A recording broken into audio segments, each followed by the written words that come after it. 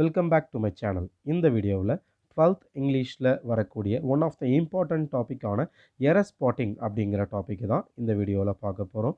இந்த எரர் ஸ்பாட்டிங்கில் நிறைய கொஸ்டின்ஸ் நமக்கு இதுவரையில் இருக்கிற எக்ஸாம்ஸில் வந்திருக்கும்.